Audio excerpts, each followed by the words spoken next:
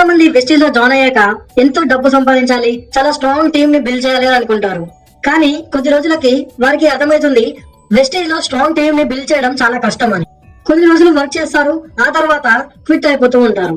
దానికి కారణాలు ఏవైనా ఉండవచ్చు. వారికి జాయినింగ్స్ అవ్వకపోవడం, జాయిన్ అయిన వాళ్ళు పర్చేస్ చేయకపోవడం, టీవీస్ జనరేట్ అవ్వకపోవడం, టీమ్ లో వారికి అండ్ అప్లైన్ కి కోఆర్డినేషన్ లేకపోవడము, లేదంటే టార్గెట్స్ ని రీచ్ అవ్వలేకపోవడము, ఇలా ఏదో ఒక కారణం వలన వారి టీమ్ ని స్ట్రాంగ్ గా బిల్డ్ చేయలేకపోతుంటారు. మీరు గనక అబ్జర్వ్ చేసినట్లయితే వెస్టీజ్ లో స్ట్రాంగ్ టీమ్ ఉంటేనే సక్సెస్ ఉంటుంది. వెస్టీజ్ లో సక్సెస్ అయిన గొప్ప వాళ్ళందరికీ చాలా స్ట్రాంగ్ టీమ్, వైడ్ నెట్వర్క్ ఉంటుంది. టీమ్ సక్సెస్ అయితే ఆటోమేటికల్లీ టీమ్ లీడర్ సక్సెస్ అయినట్లే. సో మీరు కనుక వెస్టీజ్ లో సక్సెస్ అవ్వాలనుకుంటే, మీరు ఎంత అమౌంట్ ని ఎర్న్ చేయాలనుకుంటే అంత స్ట్రాంగ్ టీమ్ ని మీరు తయారు చేసుకోవాల్సి ఉంటుంది. మీ టీం కనుక చాలా పెద్దదిగా ఉండి చాలా స్ట్రాంగ్ గా ఉంటే అప్పుడు మీ టీం సక్సెస్ అవుతుంది. ఆటోమేటికల్లీ మీరు కూడా సక్సెస్ అవుతారు. స్ట్రాంగ్ టీమ్ అంటే ఏంటి? స్ట్రాంగ్ టీమ్ అంటే ఎక్కువ మంది ఉండడం మాత్రమే కాదు, ఉన్న వాళ్ళు కూడా చాలా ఎఫిషియెంట్ గా వర్క్ చేయడం. అంటే ఫర్ ఎగ్జాంపుల్ మీ టీమ్ లో 20 మంది ఉంటే ఆ 20 మందిలో కనీసం 19 మంది మీలాగా వర్క్ చేసే వాళ్ళై ఉండాలి. అలా అయితేనే దాన్ని స్ట్రాంగ్ టీమ్ అంటారు. అలాంటప్పుడే టీమ్ లో రిజల్ట్స్ వస్తాయి, టీమ్ గ్రోత్ ఉంటుంది. స్ట్రాంగ్ టీమ్ ని బిల్డ్ చేసుకోవడానికి ఈ వీడియోలో నేను కొన్ని టిప్స్ చెప్పబోతున్నాను. సో ఈ వీడియోని మీరు కంప్లీట్ గా చూడండి. ఖచ్చితంగా వెస్టీజ్ లో ఉన్న ఎడ్యుకేషన్ సిస్టమ్ ని ఫాలో అవ్వాల్సిందే. ఆ వెస్టీజ్ లోని ఎడ్యుకేషన్ సిస్టమ్ ని కరెక్ట్ గా ఫాలో అవ్వడానికి నేను కొన్ని టిప్స్ ఇవ్వబోతున్నాను.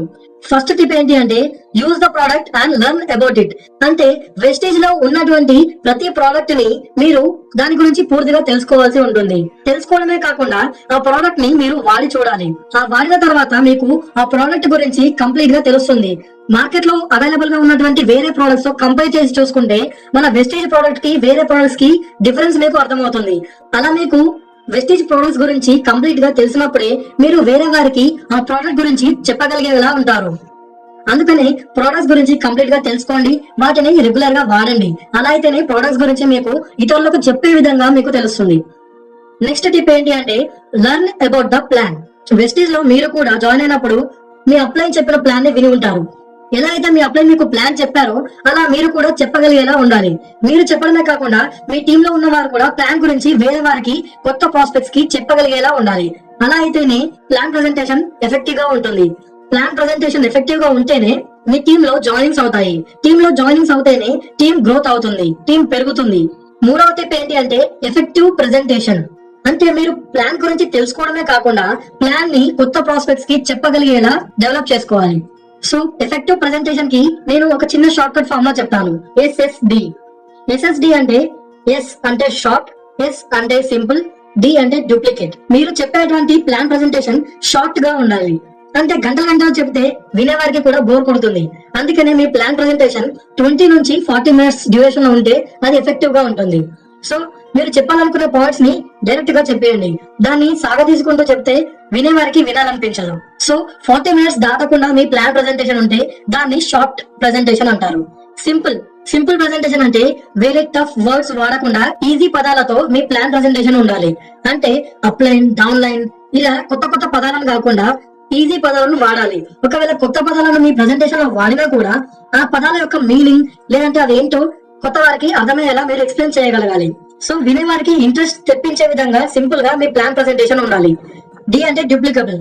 డూప్లికబుల్ అంటే మీరు ఏ విధంగానైతే మీరు ప్రెజెంటేషన్ చేస్తున్నారో మీ ప్రాస్పెక్ట్స్ అంటే మీ టీమ్ లో జాయిన్ అయిన వారు కూడా కొత్త వారికి మీలా చెప్పే విధంగా మీ ప్లాన్ సింపుల్ గా ఉండాలి. సో ఎఫెక్టివ్ ప్లాన్ ప్రెజెంటేషన్ కోసం మీరు బిజినెస్ టూల్స్ ని వాడుకోవచ్చు. వెస్టీజ్ లో బిజినెస్ బిల్డింగ్ టూల్స్ ఉంటాయి. అంటే కార్ బుక్, వాయిస్, వెస్టీజ్ లో సక్సెస్ అయిన వారి పేచెక్స్, టెస్టిమోనియల్స్ ఇలాంటివి వాటితో చెప్తే ప్లాన్ ఎఫెక్టివ్ గా ఉంటుంది. ప్లాన్ బుక్ కూడా ఉంటుంది.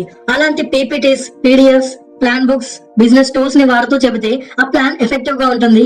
వినే వారికి కూడా ప్రొఫెషనల్ గా అనిపిస్తుంది. అలాంటప్పుడే జాయిన్ అవ్వడానికి ఎక్కువ ఛాన్స్ ఉంటుంది. సో ఫీల్డ్ వర్క్ బాగా చేయాలి. అంటే ప్రాస్పెక్ట్స్ ఏ విధంగా ఆలోచిస్తున్నారో మీరు వారికి అర్థమయ్యే విధంగా చెబితేనే జాయినింగ్స్ పెరుగుతాయి. అలాంటప్పుడే టీమ్ ఎఫెక్టివ్ గా నడుస్తుంది. నెక్స్ట్ టిప్ ఏంటి అంటే రెగ్యులర్ ఈవెంట్స్. అంటే మన వెస్టీజ్ లో ట్రైనింగ్ ఈవెంట్స్ జరుగుతూ ఉంటాయి. రెగ్యులర్ ఈవెంట్స్ కి ప్రతి ఒక్కరు అటెండ్ అయ్యేలా మీరు చూసుకోవాలి. సో మీ టీమ్ లో ఫర్ ఎగ్జాంపుల్ 20 మంది ఉంటే అందులో కనీసం 18 మంది మీరు ఆర్గనైజ్ చేసినటువంటి ఈవెంట్ కి వచ్చేలా చేయాలి.